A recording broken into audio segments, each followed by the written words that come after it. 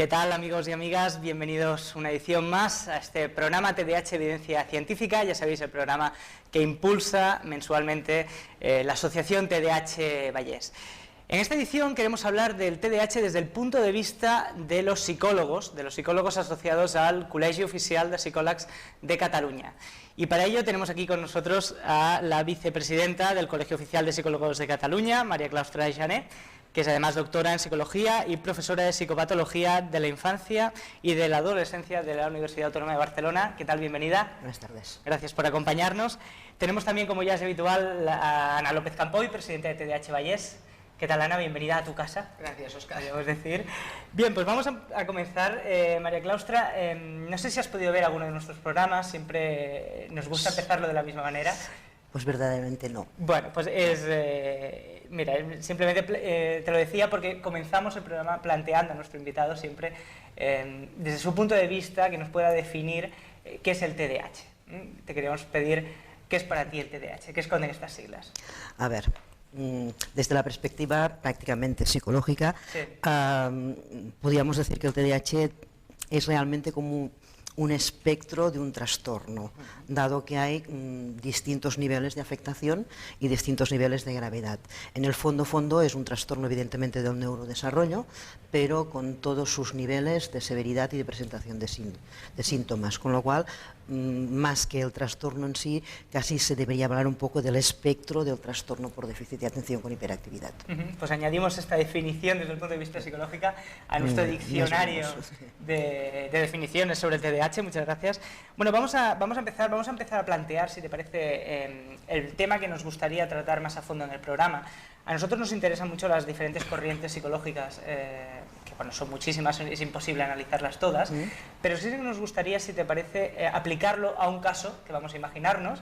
Nos vamos a imaginar que tenemos a un niño de 8 años, por ejemplo, que en el colegio nos avisan a los padres que este niño es inquieto, tiene problemas para mantener la atención, tiene un resultado académico pues no muy bueno, es incluso travieso. Y los padres cogen a este chico de 8 años, a este niño, y le llevan a una consulta de un psicólogo. ¿De acuerdo? Es verdad, y muchas veces lo hemos comentado en TDAH Vallés, que los padres no están obligados o no tienen el conocimiento de saber que ese psicólogo a qué corriente psicológica pertenece, pero sí que nos gustaría ver si con tu ayuda podemos analizar los diferentes abordajes en cuanto al tratamiento, sobre todo, de este caso, este posible caso de TDAH, desde las diferentes corrientes psicológicas. A ver, ¿qué te parece? ¿Qué podemos hacer? Un máster rápido en este tema. A ver, difícil. Difícil porque cualquier caso tiene la particularidad del niño, la escuela y los padres. Entonces, desde la perspectiva psicológica siempre decimos que hemos de tener en cuenta las tres patas de la situación: el contexto escolar, el contexto familiar y el propio niño en sí mismo. Con lo cual, abordar desde una única corriente, bueno, en todas partes vamos a necesitar la ayuda psicopedagógica por un lado, porque la vamos a necesitar, con lo cual necesitamos toda la parte escolar, porque si no el niño no va a funcionar. A nivel familiar es muy posible que se necesite un tipo de intervención más sistémica, porque la familia también tiene que recibir una implementación de ayuda o de refuerzo o de seguimiento, de seguimiento más que nada. Y desde la perspectiva más clínica, pues evidentemente una intervención más clínica. Claro, dentro de la clínica es quizás donde habrían las distintas corrientes más mezcladas, ¿vale? La idea básica es: cualquier corriente funciona con tal el niño, la familia estén bien atendidos y salga el resultado correcto. Dicho esto, evidentemente desde la perspectiva ya un poco derivada, tipo ya universidad, el tratamiento tiene que tener evidencia empírica. Entonces sí que habría una negación de todos aquellos tratamientos o intervenciones que no tengan una evidencia empírica demostrada. Más allá de esto, cualquier corriente funciona. Bien, por tanto, nosotros siempre, además es una manera de funcionar, además Ana lo puede corroborar como presidenta de la asociación, desde TDAH Vallés, ¿verdad, Ana? Lo que decimos es, primero, que acudan a un psicólogo, ¿verdad? Que hagan el diagnóstico correctamente y después, a nivel médico... Esa es nuestra definición de cómo se debería abordar el trastorno, concretamente el trastorno de TDAH. Después nos vamos a encontrar con todas las comorbilidades añadidas si se hace un buen diagnóstico diferencial, que es lo que nosotros estamos defendiendo continuamente, ¿no? Pero para nosotros es vaya, de cajón, que un niño tiene que pasar primero por la consulta de un psicólogo y una vez que tenga el informe de ese profesional y ha definido qué es lo que tenemos delante, cuál es el problema o cuál es el abordaje desde el ámbito psicológico, es cuando debe pasar al psiquiatra. Ese es nuestro planteamiento y así lo hemos mantenido y así lo vamos a mantener desde siempre, porque lo que nos dice la experiencia en la asociación es que esa es la buena línea de trabajo. Sí, sí, de acuerdo. Perfecto. Bueno, sabemos también que no hay un consenso acerca del TDAH, hay incluso profesionales que dicen que todavía es una hipótesis por verificar esto del TDAH, alguna cosa hemos leído en este sentido. ¿Qué te parece? ¿Por qué este trastorno no tiene este consenso que otros trastornos, otras problemáticas sí que lo tienen? Pues a ver, realmente no puedo dar una explicación con una lógica, porque no hay lógica. Hay una negación, no se sabe de por qué ni de qué manera, pero hay una cosa que sí que es evidente: el trastorno existe porque hay niños afectados y hay adultos afectados, con lo cual algo está pasando. Esta negación, no sé, incluso las evidencias que aportan los que lo niegan, aportan unas evidencias precisamente basadas en autores que lo que intentan decir es que ni tan siquiera es un trastorno de neurodesarrollo, sino que es un trastorno puramente neurológico, con lo cual los que lo niegan se basan en trastorno neurológico, que es lo contrario de lo que se está diciendo en estos momentos. Aportaciones reales no existen, no hay una dinámica que se pueda explicar. Es un debate que cada vez está menos debatido, por eso que comentabas, ¿no? Hay muchos diagnósticos, hay tratamientos que están yendo bien a gente que tiene unos síntomas que se pueden, los podemos entender bajo el paraguas del TDAH o como queramos, pero el hecho es que los tratamientos funcionan. Funcionan. Bueno, hay quien confunde también el diagnóstico por TDAH con tratamiento farmacológico. Y no tiene que ser así, ¿verdad? No. A ver, en estos momentos estamos trabajando precisamente, y desde el COP, desde el Colegio Oficial de Psicólogos, y yo precisamente estoy representando al COP en dos posiciones completamente distintas, pero que se van a unir, que es en educación y en la parte de sanidad. Y en los protocolos que van a seguir de implantación a todo lo que es el territorio de Cataluña, precisamente lo que se tiene muy en cuenta es que muchas veces no hay que empezar por la medicación, sino todo lo contrario. De este espectro que tenemos, pues hay unos niveles del espectro que lo que necesitan es una intervención psicoeducativa y una intervención psicológica, y también una ayuda a los padres con intervención de grupos a padres para modificar todo lo que es la familia y tal. Y habrá un grupo reducido, los más severos, que estos van a necesitar intervención farmacológica, además de la psicoeducativa, además de la psicológica y además de la ayuda a los padres, pero son un grupo reducido, con lo cual la corriente que hay ahora de que se dice mucho una desinformación de que todo el mundo está medicado, desde la perspectiva que se está trabajando en estos momentos de manera muy seria, es un semibulo. Por tanto, podemos aprovechar este canal para decir que no hay tampoco una sobremedicación de los casos del TDAH. Y, a ver, las perspectivas o la estadística que en estos momentos tenemos de los casos atendidos en sanidad pública, la privada no se pueden tener las estadísticas tal cual, pero en sanidad pública no hay sobremedicación. Porque la estadística realmente, los datos son muy bajos. Siempre en la red pública, la privada ya no se pueden tener los datos. De todas maneras, Óscar, me gustaría aportar que el número de afectados no crece. No. El porcentaje ahí se mantiene. Lo que sí que crece es la detección. Eso quiere decir que cada vez hay más profesionales que están dentro de este ámbito que tú nos comentas, que saben aplicar criterios objetivos para poder definir el trastorno. Pero el porcentaje no está creciendo. O sea, por tanto, estoy de acuerdo con nuestra convidada de que en la sanidad pública el porcentaje que hay detectado de ese porcentaje que hablamos, entre el 4 y un 5, es de un 1%, que están medicados. Es decir, que todavía nos quedaría un margen importante si es que son necesarios medicarlos. Es decir, tengo que decir desde la experiencia de la asociación que cuando se medica a un niño es porque es más económico que aplicar otros criterios. Hasta ahora, la única solución que hemos tenido las familias, cuando hemos ido con un problema delante de un profesional, Y no era un profesional de la psicología, porque cuando tú vas a un profesional vas a tu pediatra o vas a tu médico de cabecera o vas al médico de familia. Es que te den una medicación. Pero nadie nos había enseñado, ahora sí que lo sabemos, pero nadie nos había enseñado que el camino no era este el correcto. Eso no quiere decir que en aquel momento era la única herramienta que teníamos y que a muchos niños le ha funcionado. Y a otros no, porque lo que sí que está claro es que cuando hay un afectado de TDAH y se le da la medicación y es realmente un afectado de TDAH, funciona la medicación. Si no es afectado de TDAH, la medicación no funciona y eso es muy fácil de ver. No sé si estás de acuerdo conmigo. Sí, no, esto es plenamente. Sí, plenamente.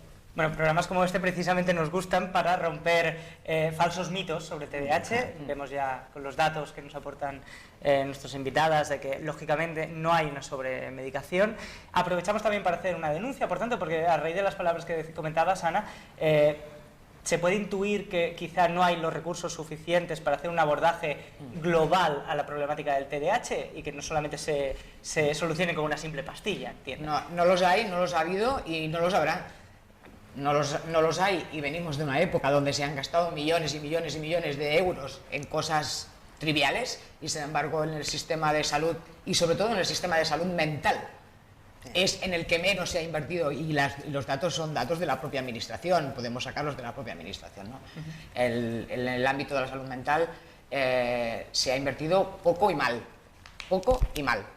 y en otros ámbitos yo no sé si se ha invertido más, pero en este concretamente tengo los datos y sé que ha sido así. Por tanto, ¿qué vamos a tener en un futuro? No lo sé lo que vamos a tener en un futuro, pero ¿qué quisiéramos tener en un futuro las familias? Quisiéramos tener profesionales que tengan tan claras las ideas como la tiene Mara Claustra, ¿no? O profesionales que conozcan cómo tienen que hacer ese diagnóstico diferencial. Por tanto, la administración debería invertir en recursos, en la formación necesaria para que los profesionales puedan después aplicarlo.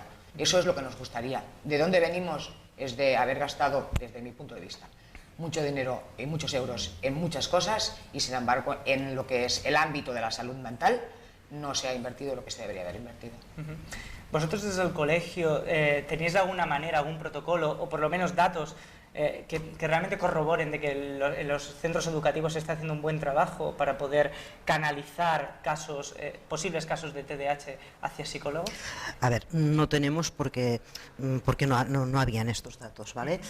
Con todo el trabajo que se está haciendo ahora y que se está terminando, que va a salir en 2 meses o en 1 mes y medio, realmente sí que se ha trabajado mucho esto. Y ya que Ana ha hablado de futuro, pues realmente yo quiero lanzar ya una parte para el futuro, porque tanto la implementación o protocolo de implementación en sanidad como la guía que saldrá para los equipos de asesoramiento psicopedagógico de todos lo que es el mundo de la parte pública, ¿vale?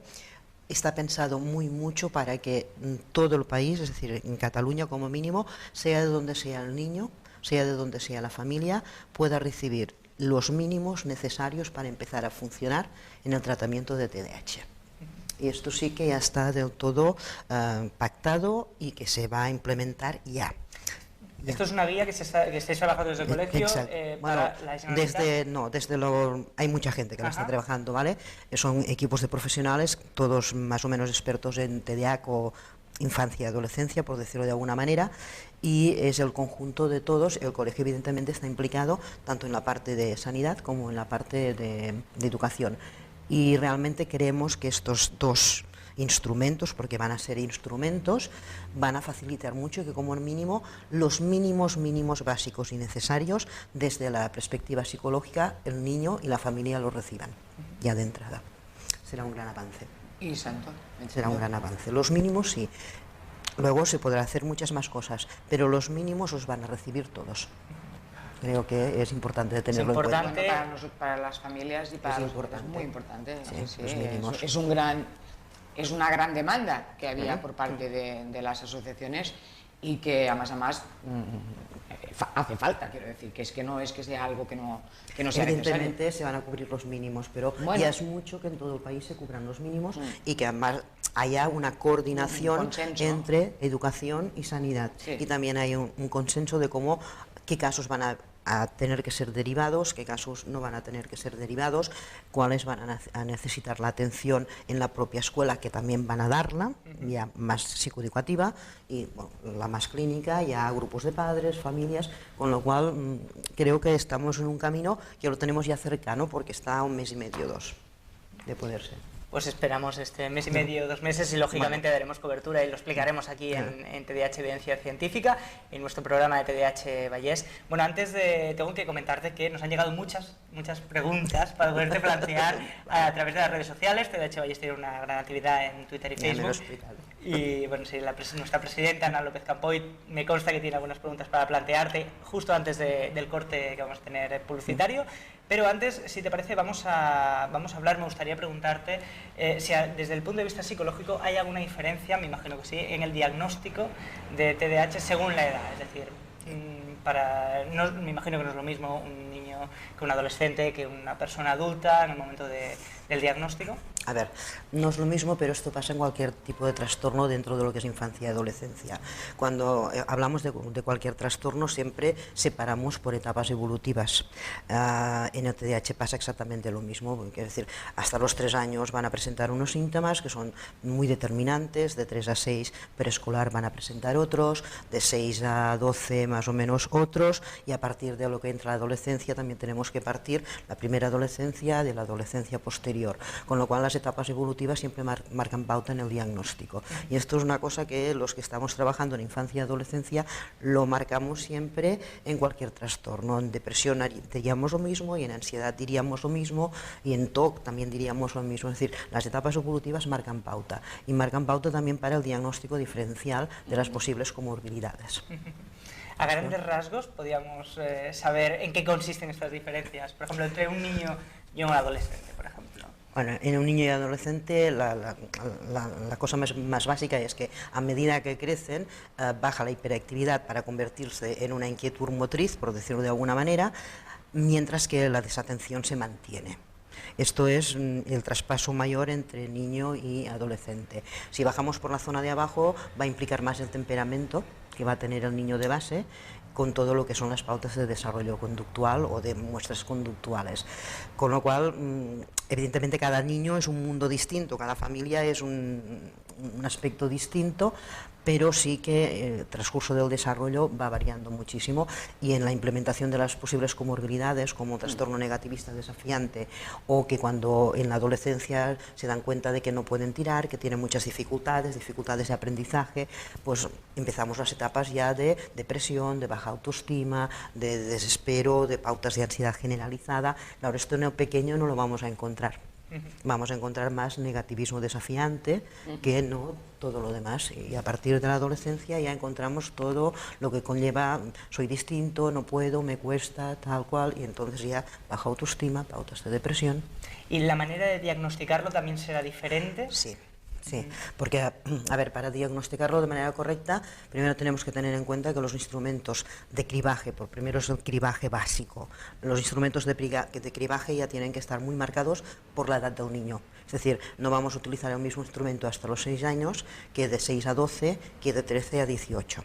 Esto ya de entrada ya partimos de esta base, con lo cual, ¿por qué? Porque las conductas y el contexto van a ser distintos en las distintas edades, y también van a ser distintos en casa o en el colegio, con lo cual las pautas de edad son fundamentales. Ya en el momento de diagnóstico ya marcamos pauta con los instrumentos que utilizamos. Ya están muy adecuados y muy preparados para las distintas edades. Y en el momento de hacer la entrevista diagnóstica de cierre, por decirlo de alguna manera, también son entrevistas diagnósticas muy preparadas para las distintas edades.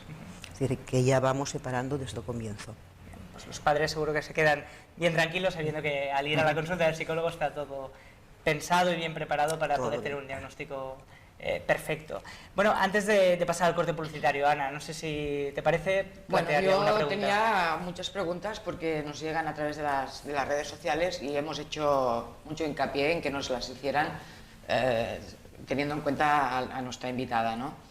La primera pregunta que nos hacen todos los padres es: ¿qué le digo yo a mi médico de cabecera, o qué le digo yo al maestro de mi niño o al profesor de mi niño cuando me dice que el TDAH es una entidad que se ha inventado alguien? Bueno, a ver, lo primero que hay que decir es que no es verdad. Esto es lo primero, y luego pues pedir que miren las referencias básicas que existen, porque es una historia que es como un bulo y no es verdad. No es verdad, con lo cual lo primero que debería pedir es que por favor se informen de la situación de manera correcta. Esto es lo primero. Me encanta tu respuesta. Informen de manera correcta. Gracias. Es fundamental. Bueno, eso se lo vamos a trasladar a las familias que nos están viendo, por cierto. Y además yo siempre les digo que cuando se encuentran en esa situación, que lo que les tienen que decir a la persona que tienen ahí delante es que aplique la lógica, ¿no? Si tiene delante un niño que tiene dificultades, está claro que algún problema tenemos delante. Seguro que sí, seguro que sí. Que a nosotros nos da igual cómo le llamen, si TDA, si TDI, si TDU, si lo que sea, es igual. Pero lo que está claro es que tenemos una dificultad o un problema y hay que averiguarlo. Y hay que solucionarlo. Muy bien, primera pregunta y además me ha encantado tu respuesta. La segunda pregunta es con respecto a esta dependencia de algunos profesionales que se comenta que dependen de los laboratorios y que recetan más de la cuenta, ¿no? Muchas veces los padres nos llegan, y perdonar por la expresión, acojonados, porque cuando les han explicado a aquellos que no saben o que no conocen o que no tienen la suficiente información, que cuando le van a dar una medicación a su niño se va a quedar como un zombie sentado en un sofá, pues nosotros la verdad es que alucinamos, ¿no? Entonces, desde el colegio y el ámbito sanitario, en ocasiones estáis conectados para que luego esa información que llega a las familias desde la primaria, desde los médicos de esto, sea una información correcta. Pues voy a hacer referencia también a este próximo futuro. Llegará la información correcta a los padres y a los profesionales y todo lo que es la parte de atención primaria.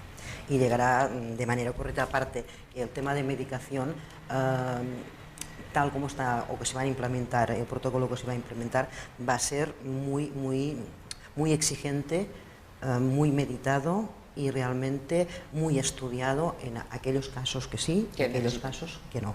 Y el hecho de los laboratorios, a ver, el conocimiento que tenemos por todos estos grupos de trabajo, las personas, los profesionales trabajan para los niños, no para los laboratorios, en estos momentos. Como mínimo, los que están trabajando en estos programas de implementación. Bueno, pues otra vez te agradezco la respuesta tan sincera a este tema, porque a nosotros, a las asociaciones, este tema nos preocupa mucho, entre otras cosas porque no tenemos capacidad para poder saber si eso es así o no. Es decir, pero sí que es cierto que cuando oímos repetitivamente en los medios de comunicación o en otros ámbitos ese mensaje, se nos ponen los pelos de gallina, porque realmente nos hacen creer que estamos haciendo las cosas mal. Por la experiencia que tenemos y por todo lo que estamos trabajando, puedo afirmar que la mayoría de profesionales y buenos profesionales que en estos momentos están trabajando con estos, están trabajando para los niños y para la salud de los niños, no para nada más. Muy bien, pues dejo las siguientes preguntas. Perfecto, muchas gracias, Ana. Bueno, sé que ya lo estáis haciendo, que ya sé que estáis comentando a través de Twitter, sobre todo con la etiqueta TDH Vallés TV, ya se me olvidaba, TDH Vallés TV. Sé que estáis comentando el programa, pero yo tengo la obligación de recordároslo, y además lo tenéis aquí debajo, el hashtag, la etiqueta que podéis utilizar para comentar el programa, y ya sabéis también que nos podéis seguir en TDH Vallés en Twitter y en El Niño Incomprendido, el perfil de Facebook. Bueno, ahora vamos a hacer un pequeño descanso, nada, bebemos un poquito de agua y seguimos aquí hablando con la vicepresidenta del Colegio Oficial de Psicòlegs de Catalunya, Ana López Campoy, presidenta de TDH Vallés. Hasta ahora. Hasta ahora.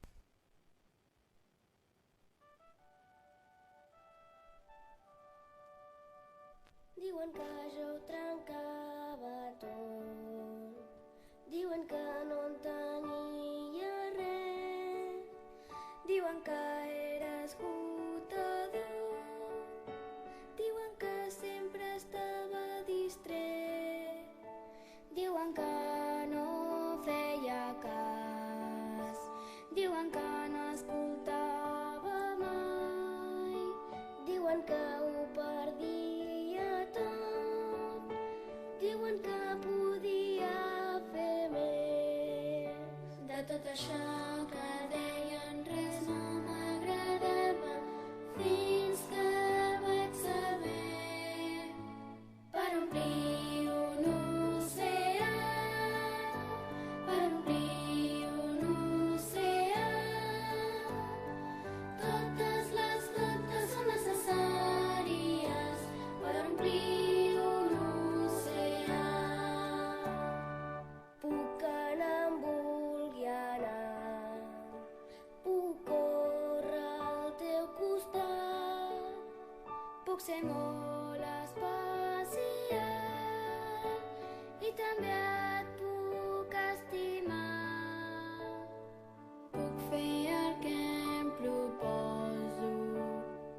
esforçar-me com tu, puc aprendre i canviar i agafar-te de la mà.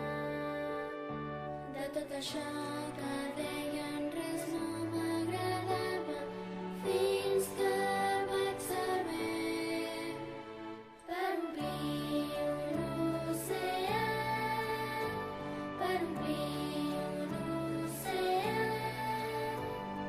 Totes les gotes són necessàries per omplir un oceà, per omplir un oceà, per omplir un oceà. Totes les gotes són necessàries per omplir un oceà, per omplir un oceà, per omplir un oceà. Totes les gotes són necessàries per omplir un oceà, per omplir un oceà, per omplir un oceà. Totes les gotes són necessàries per omplir un oceà. Totes les gotes són necessàries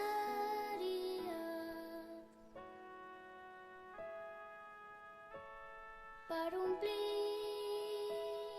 un oceà.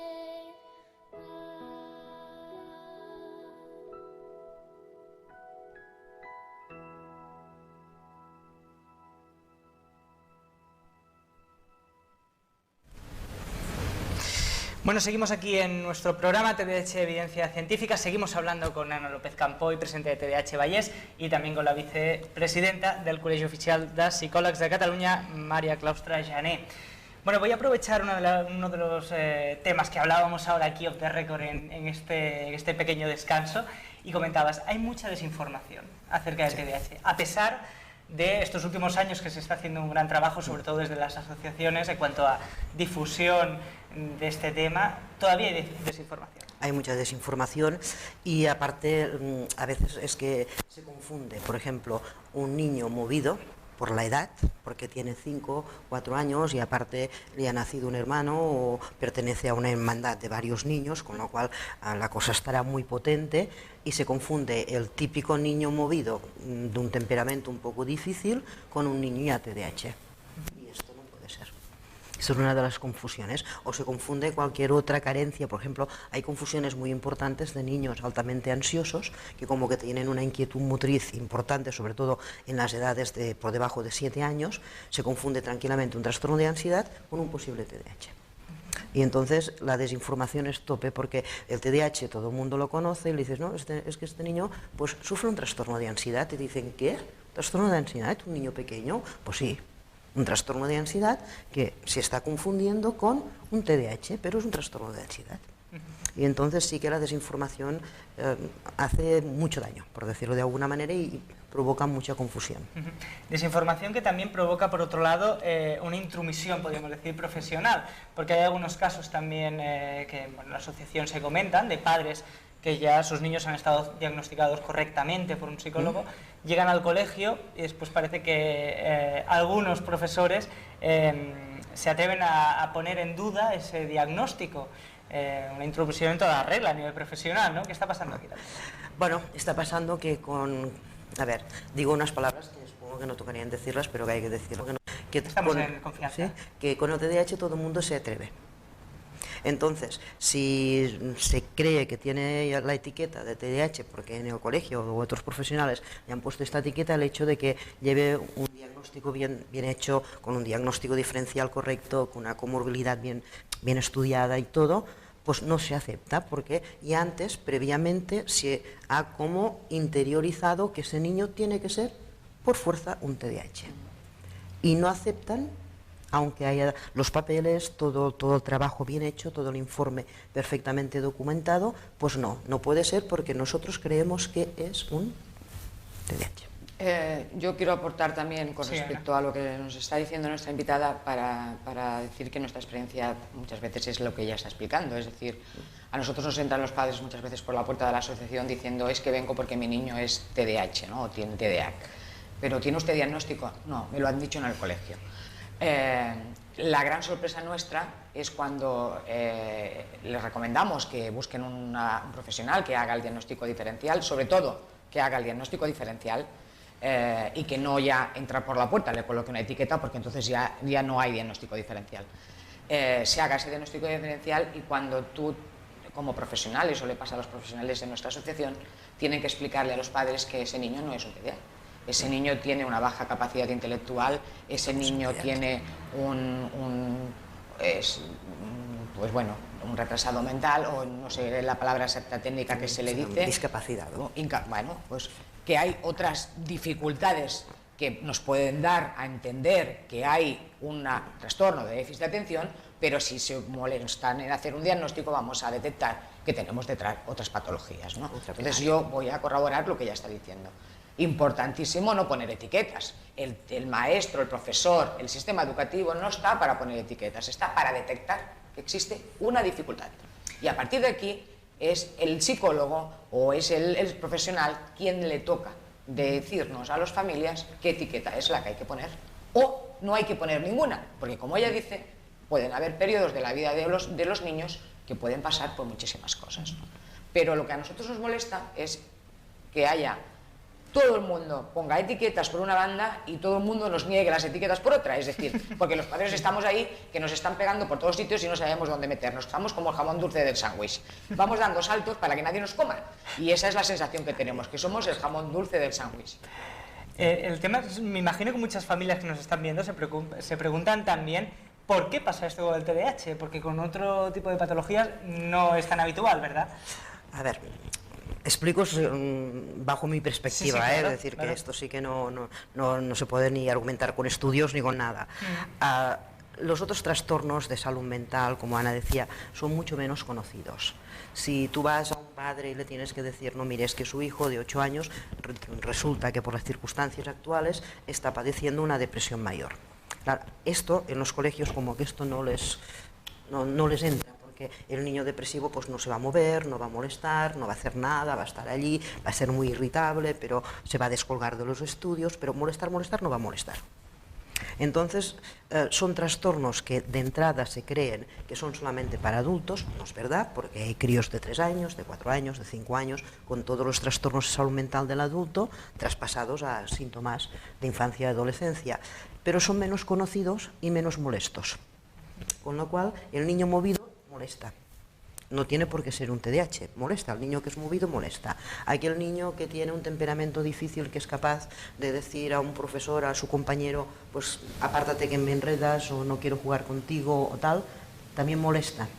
Y entonces estos son mucho más visibles y todo el mundo se atreve porque son más conductuales y menos emocionales.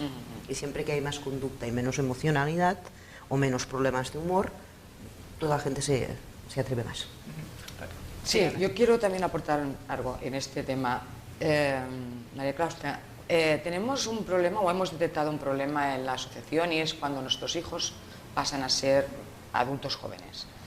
El ámbito sanitario nos coarta la libertad a las familias de poder aportar nuestra visión como familia en la convivencia del día a día con nuestro hijo y que sí que ha sido posible en la primera etapa y que eso ayuda al profesional a poder enfocar el trastorno y el diagnóstico y que sin embargo a partir de los 16, depende de qué profesional, o a partir de los 18, eso está absolutamente coartado para las familias.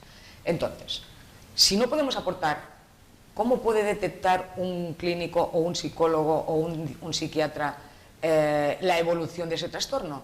Porque el propio individuo como tal podrá explicar, evidentemente, desde su parte emocional qué es lo que está pasando, pero muchas veces esa parte emocional del individuo no coincide con la visión emocional de los padres.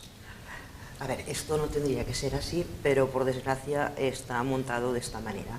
Y aquí sí que supongo que tiene que haber un trabajo muy importante de la parte administrativa, porque no solamente el TDAH, son todos los otros trastornos que también se van alargando o que se mantienen en el tiempo o que aparecen en la adolescencia, que van a durar un periodo de tiempo y en un momento determinado se corta y no hay información. Y esto realmente, una persona puede tener 18 años, legalmente puede ser mayor de edad, por lo que sea, pero trastorno sigue allá y los ambientes en los que él está también, con lo cual debería continuar dándose información y contar con la información de las familias. ¿Tiene algo que ver el hecho de que estemos trabajando, lo que hablábamos al inicio del programa, con una corriente psicológica u otra? Bueno, ¿O las dos corrientes psicológicas obvian a la familia en estas etapas? no, No es así. no es así, no es así. Hay una corriente que siempre va a tener en cuenta los contextos.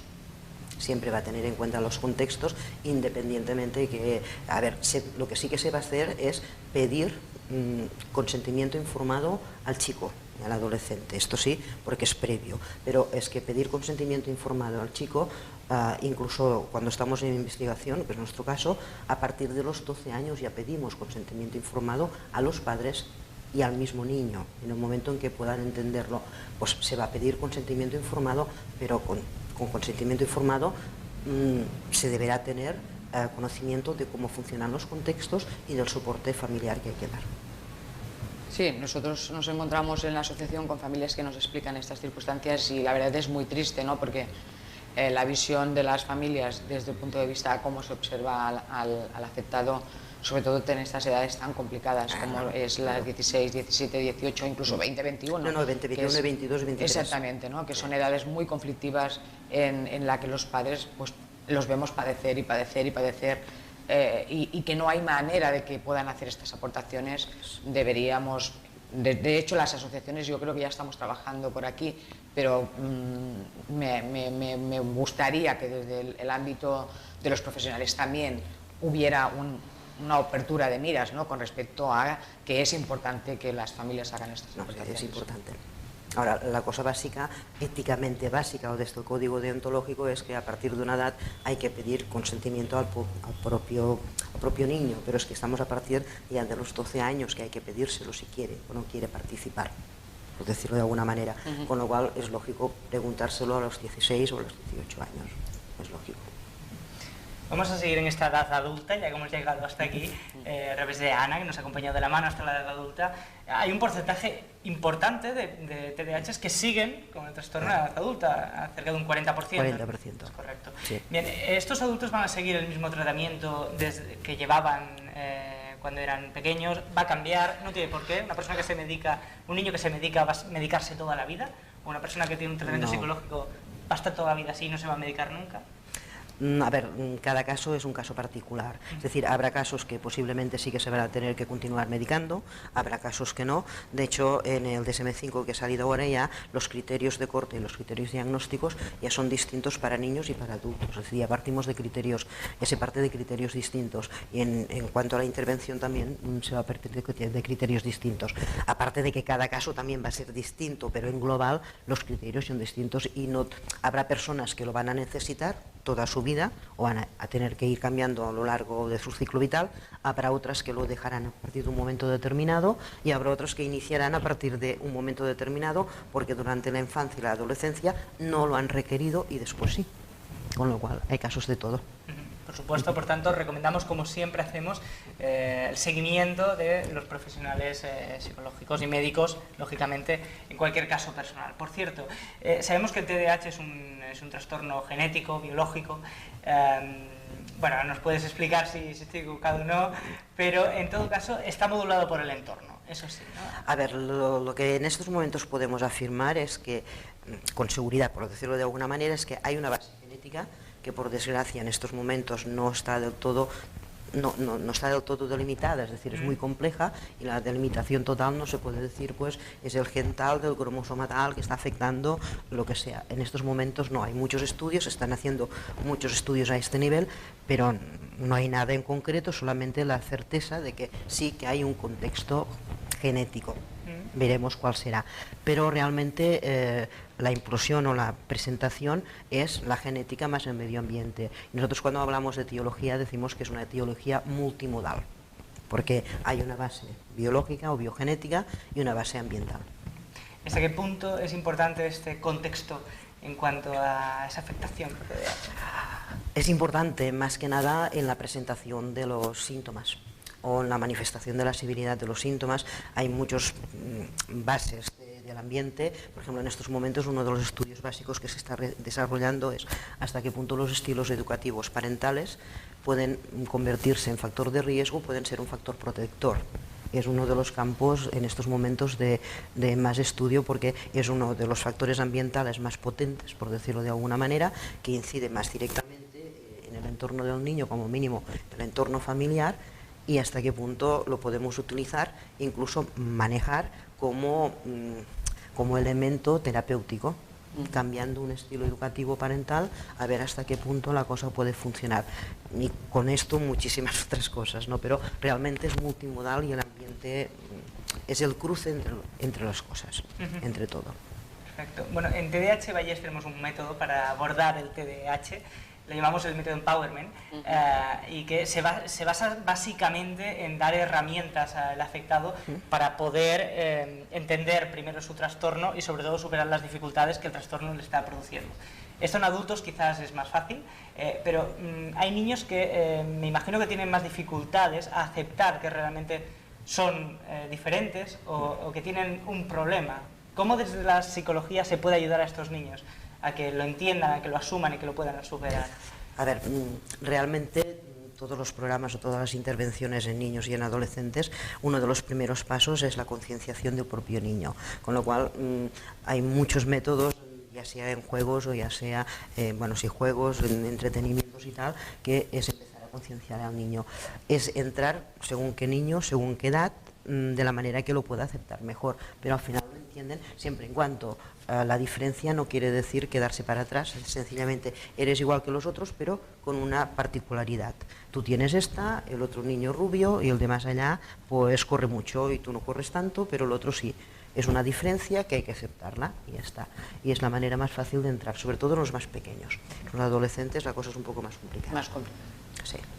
Mucho sabemos en la asociación. Sí. Nosotros en la asociación trabajamos directamente en un programa que le llamamos el paciente experto, que es una persona pues ya adulta, un joven adulto, que está afectado y que trabaja con el grupo de adolescentes para que se sientan identificados con la problemática, pero sobre todo para motivarlos en su camino, que no dejen los estudios, y es un grupo que funciona muy bien y que los adolescentes aceptan muy bien, porque la persona que está sentada allí no es un psicólogo, no es un psiquiatra, no es su padre, no es su madre, no es su maestro, no es su profesor, sino que es una persona que no tiene nada que ver con estos entornos que están tan cansados de visitar y que además pueden hablar con libertad. Óscar, yo antes de acabar también quisiera comentar con nuestra invitada. Hace una semana y media, hemos estado en Madrid, donde se ha presentado un informe que es el informe Panda, que han estado, es un informe que se ha desarrollado y que se ha trabajado por 200 expertos. En él hemos intervenido asociaciones, han intervenido psiquiatras, psicólogos, médicos de cabecera, pediatras. La verdad es que el informe en sí no nos ha desvelado nada nuevo, simplemente lo que ha hecho ha sido ratificar lo que ya sabíamos, ¿no?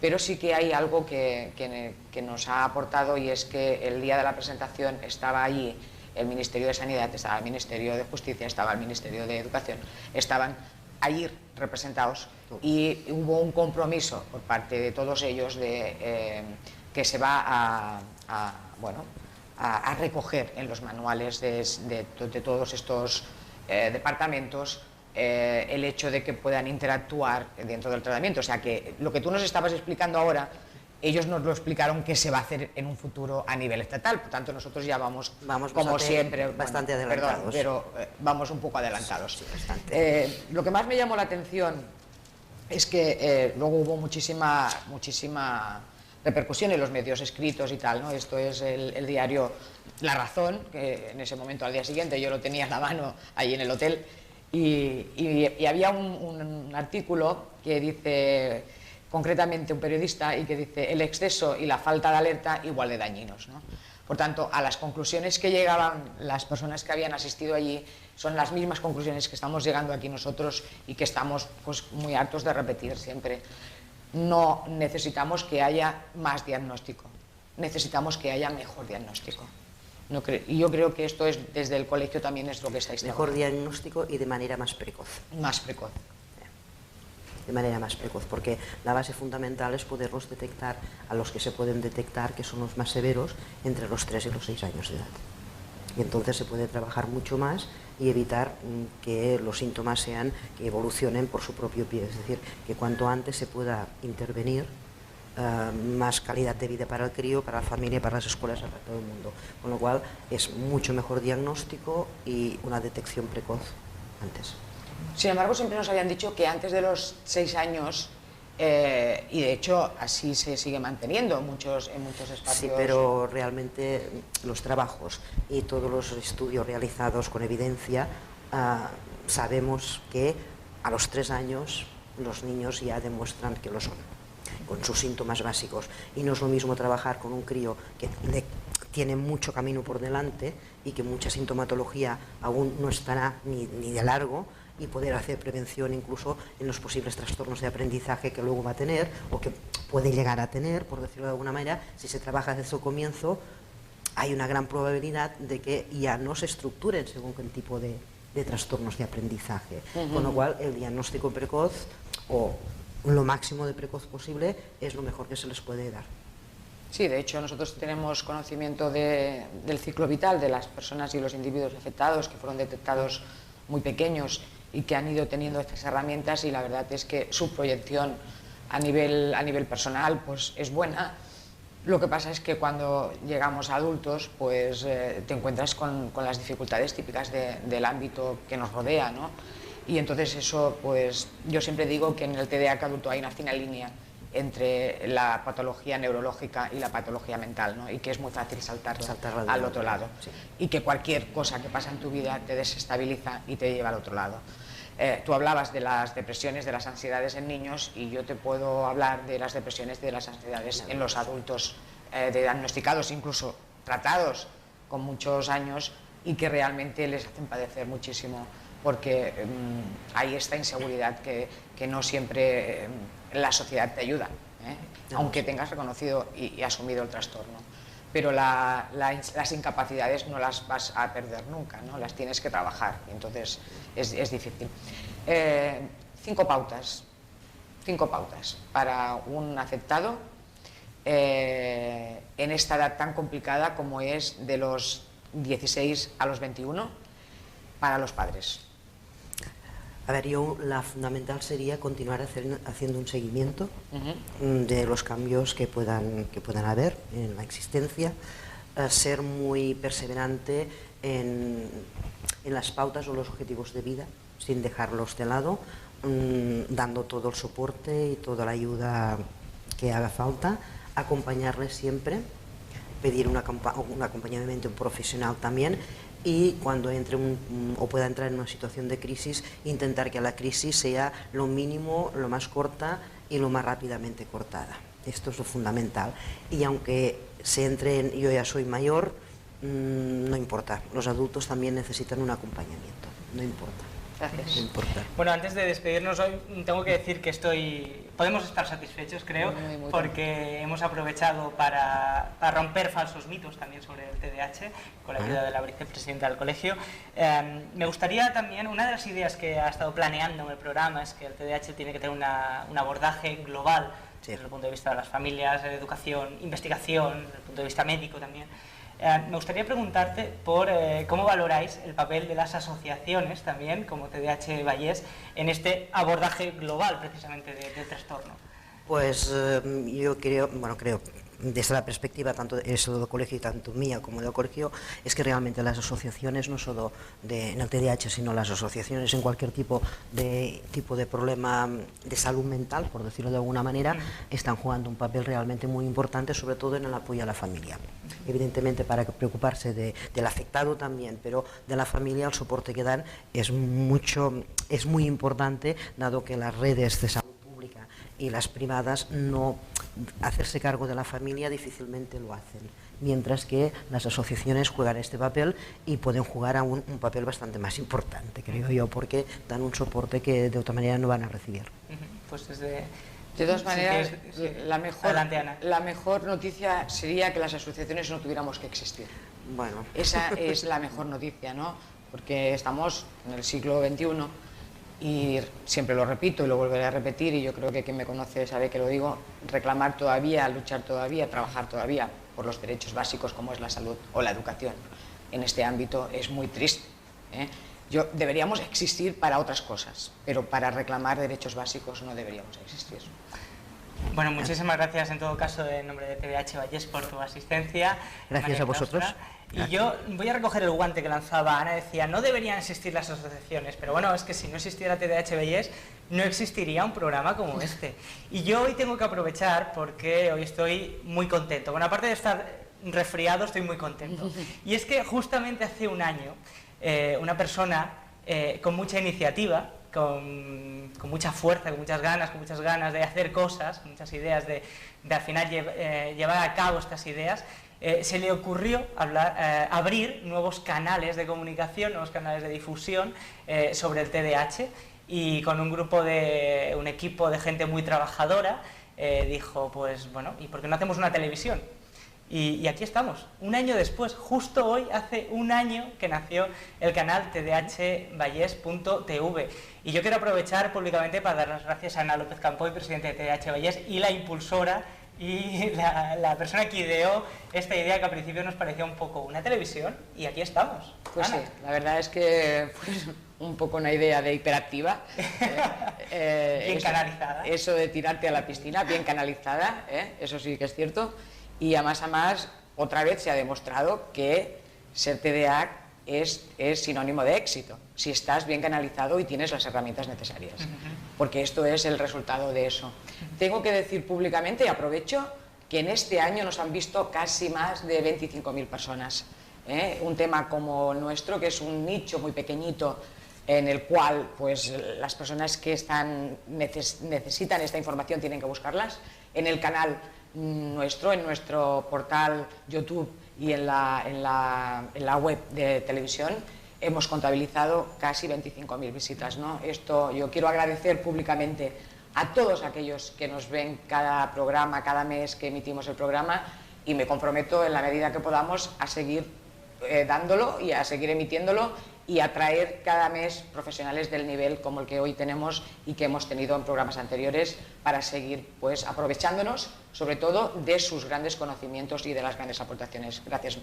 Gracias a vosotros. Bueno, pues gracias también a vosotros, a esos más de 25.000 visualizaciones, que además lo podéis ver, lo podéis corroborar, que es un dato cierto y público, entrando a nuestro canal de YouTube. Ahí están casi 25.000 visualizaciones de nuestros programas. Ya sabéis que podéis ver este programa y todos los que hemos hecho en este primer año de existencia en YouTube y también en tdhvallés.tv. Nos vemos ahí en las redes sociales. Hasta la próxima.